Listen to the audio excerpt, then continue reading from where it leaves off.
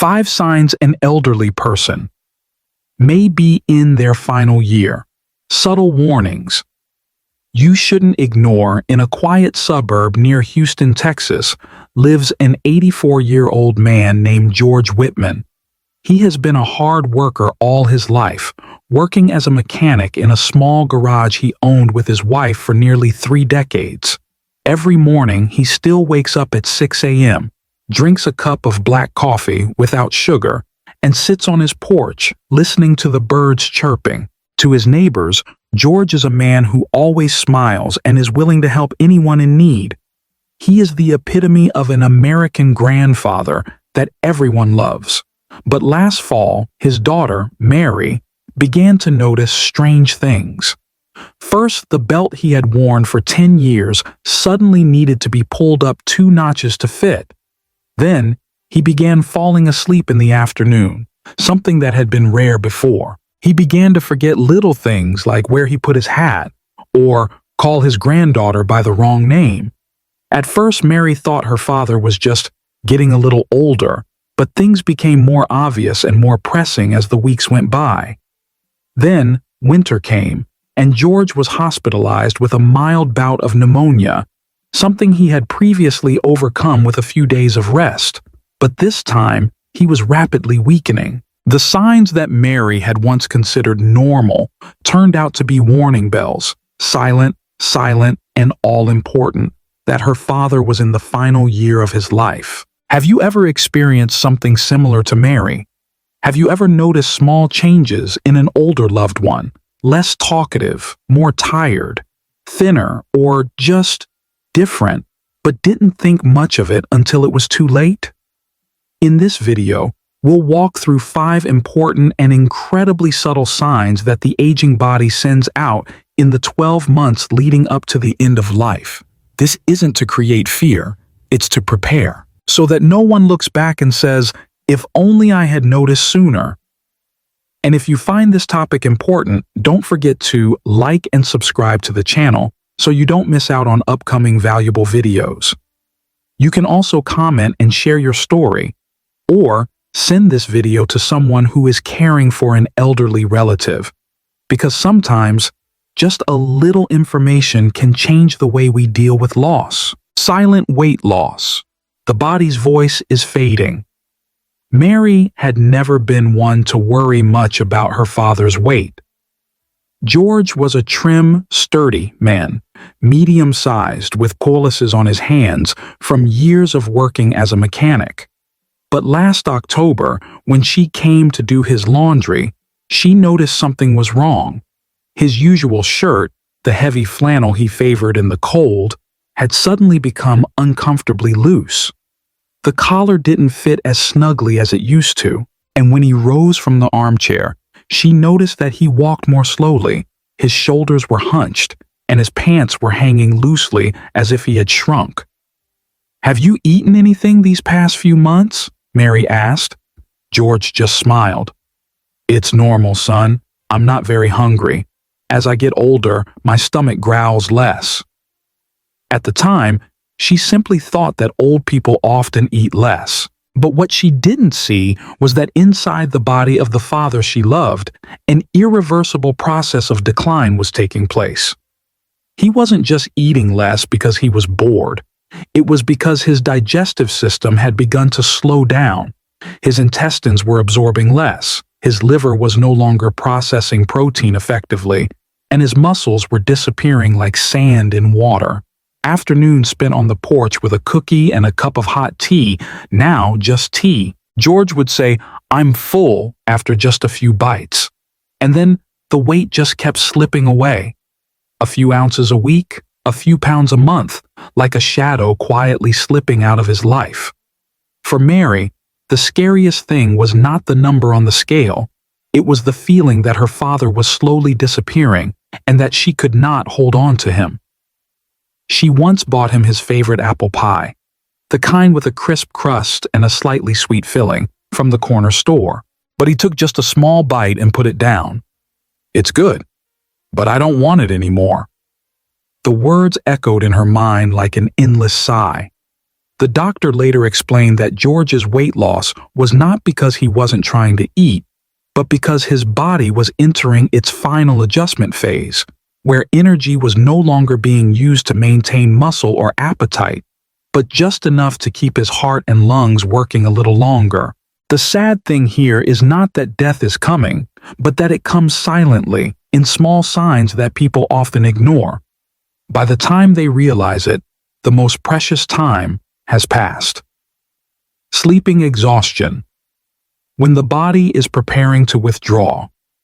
One December morning, when the Texas weather was colder than usual, Mary stopped by to see her father after his night shift at the hospital. She brought him coffee and a box of hot cinnamon rolls, expecting him to be sitting in his usual armchair on the porch, a wool blanket draped across his lap, waiting for his daughter to return. But this time, the door was locked. The lights were still on inside the house, but there was no sound. Mary's heart beat faster. She opened the door with a spare key, stepped in, and called softly, "Daddy?" A weak reply came from the bedroom. "Dad is still lying here, a bit tired this morning." George was still in bed. Not because he was seriously ill, he simply didn't have the energy to get up. Dressing himself, walking to the porch, making coffee, the simple things that had been his morning routine were now beyond his ability. Mary walked over and parted the curtains, letting in soft light. He tried to smile, but his eyes showed the tiredness they had felt for weeks. She helped him sit up and put on his sweater and noticed that his hands were cold. The skin was visibly thin, the veins spidery under the skin. "Daughter," George said hoarsely, "I don't understand why I've been gasping for breath lately, just walking from this room to the living room."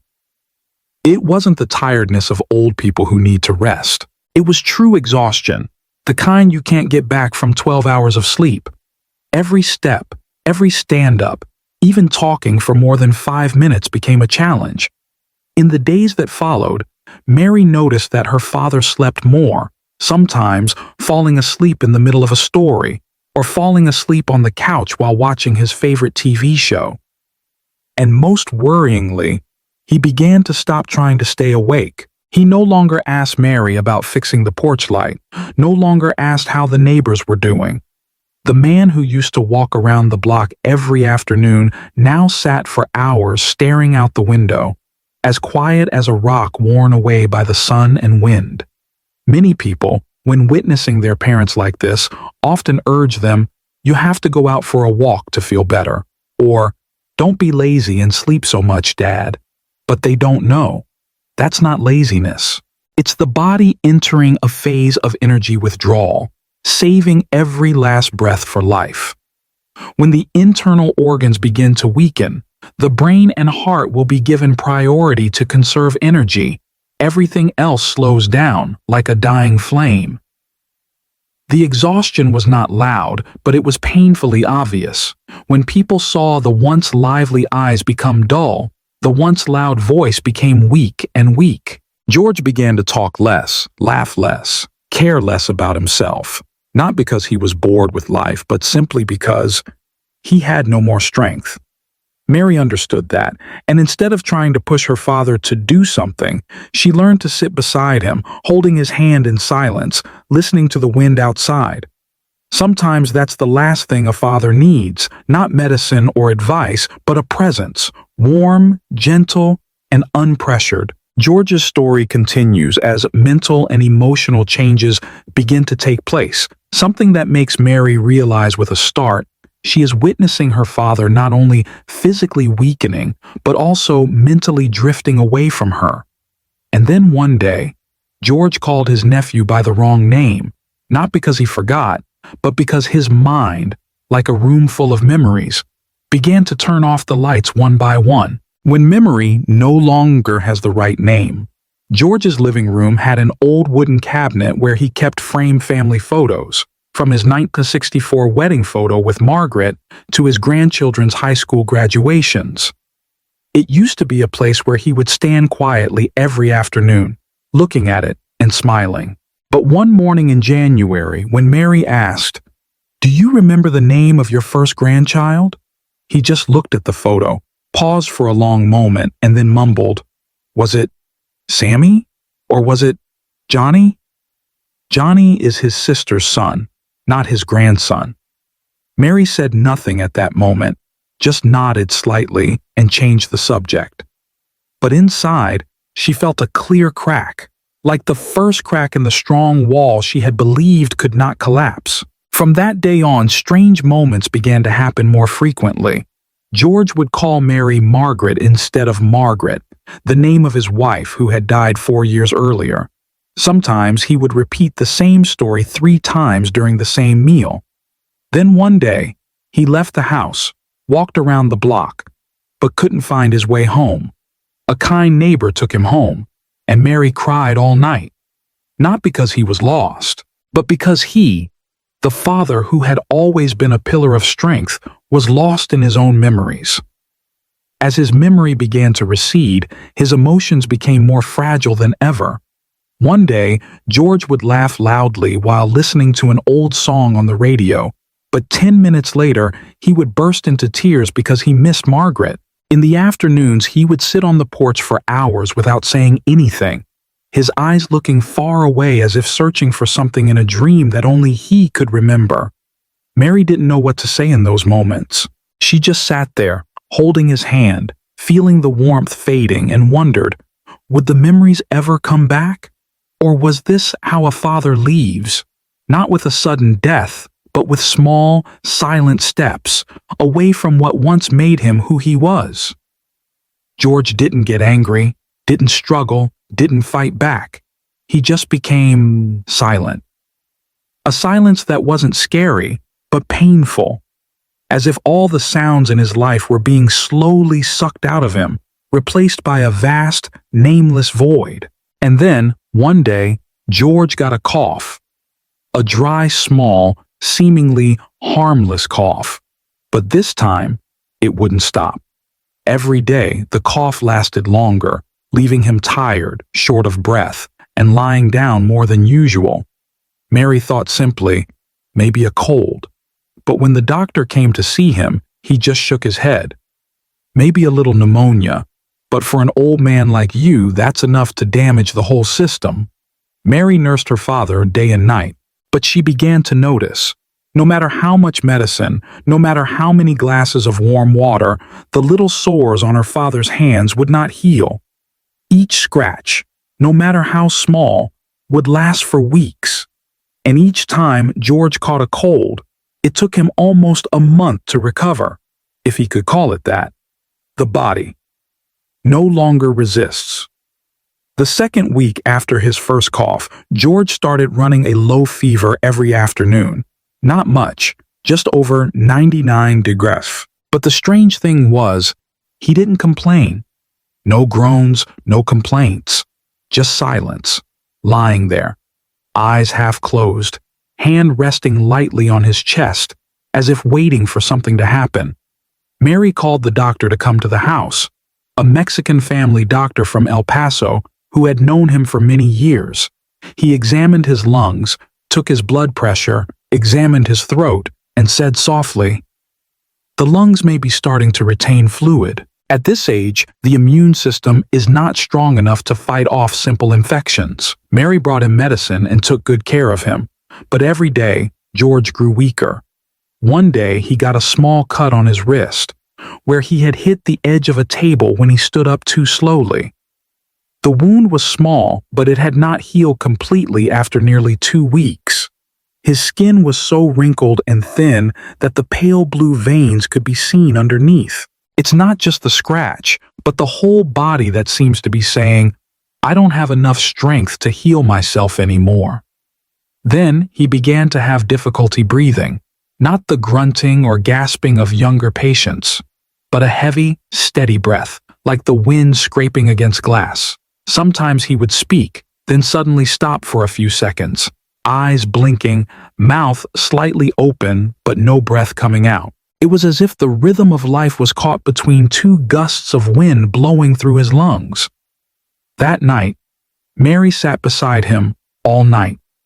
She listened to each of his breaths like a countdown clock, sometimes fast, sometimes slow, sometimes as long as the last drops of rain falling on a tin roof. She took his hand. It was cold, with pale purple tips. His pulse was as faint as a tap on a half-closed door. In the pale yellow light of the nightlight, she saw that his cheeks were a little pale. His lips were dry and blue. "Dad?" she whispered. "Does it hurt anywhere?" He didn't answer, but his eyes opened slightly, slowly looking towards the wedding photo of him and Margaret, placed next to the bed. A warm, soft, nostalgic look, as if he had just taken a walk in memory and met the person he loved again. When the body can no longer heal itself, it was during that period that Mary realized the most horrifying thing. Her father's body was no longer able to protect itself. Every morning he woke up later. His hands were cold as ice, his lips pale.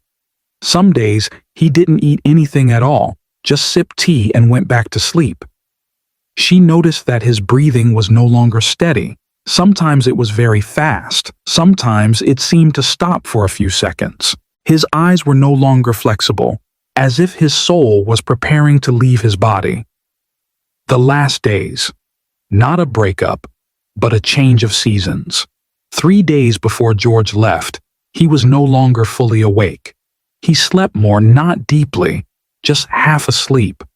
Every time Mary wiped his face, he frowned as if he sensed it, but said nothing. Only the corners of her lips curved up when she whispered, "Dad, the orange blossoms in the yard are blooming beautifully today."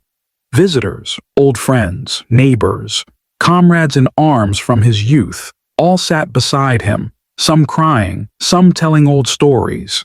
And each time, George made a small movement, a slight nod, a squeeze of the hand, as if listening, as if seeing each person off at the final station of his life. The last moment, everything is gentle as a breath. Early on the morning of March 18th, before the first bird had even begun to sing, George let out a long breath. And that was it. No hiccups, no convulsions, no panic, just an exhalation. And then silence. Mary sat there. She did not cry. She bowed her head, touched his forehead, where the warmth was still there, and whispered, "Thank you, Dad. I am ready. You can rest easy." When the one who stays behind begins to learn to live with the absence, a week after the funeral, Mary still kept up her habit of stopping by her father's old house every morning. The house was much colder now. No more coffee smell wafting from the kitchen. No more old radio crackling with 60s songs. The armchair where George had sat was empty, the blanket folded, the pillow still bearing the scent of his body. Mary did not cry much. She did not thrash, did not fall into hysterics. But her pain was a dull ache, a deep burn beneath the skin, not bleeding but burning. Every morning when she walked into the kitchen, she would glance at his old coffee mug. Every time the wind blew hard through the window, she would turn her head involuntarily, as if expecting a slight cough, a familiar phrase. "It's a beautiful morning, my dear." But nothing. In those days, the only thing that kept her grounded was the fact that she had been there for him until the very end. She had not rushed to save him when his body was giving out. She had not sought an absurd miracle. She had chosen to be present, to love, to silently witness her father's last breaths with a painful clarity. And then, in that final silence, Mary began to see every sign her father had shown over the past year. The unexplained weight loss, the unrelenting fatigue, the confusion of names, the distant look in his eyes, the recurring low fevers, the gasping breaths in the cold night, the hands growing cold, and the way he was silent.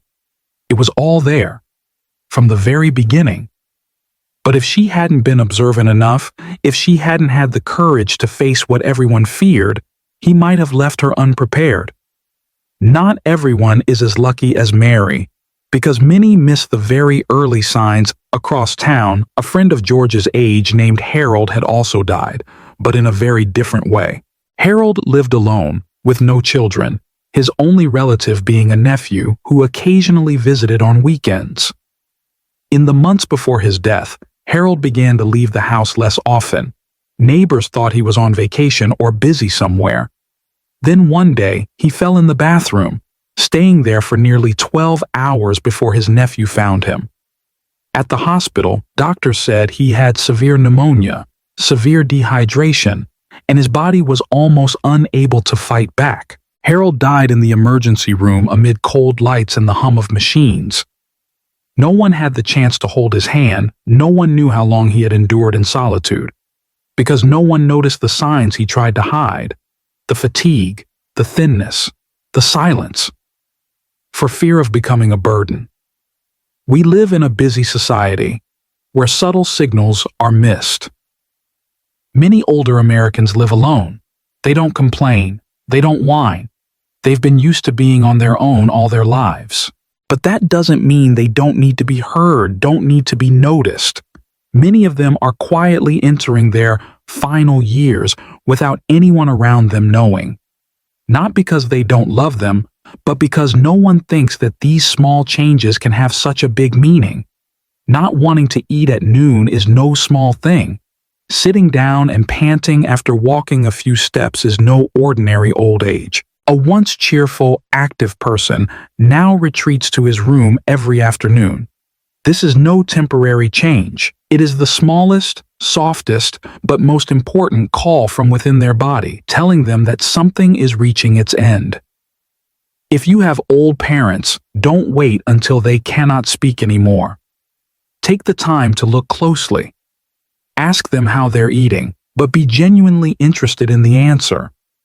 Listen to their stories, but also pay attention to whether they repeat the same details. Take them for a walk, but watch to see if they have the energy. And if you start seeing, they lose weight for no reason.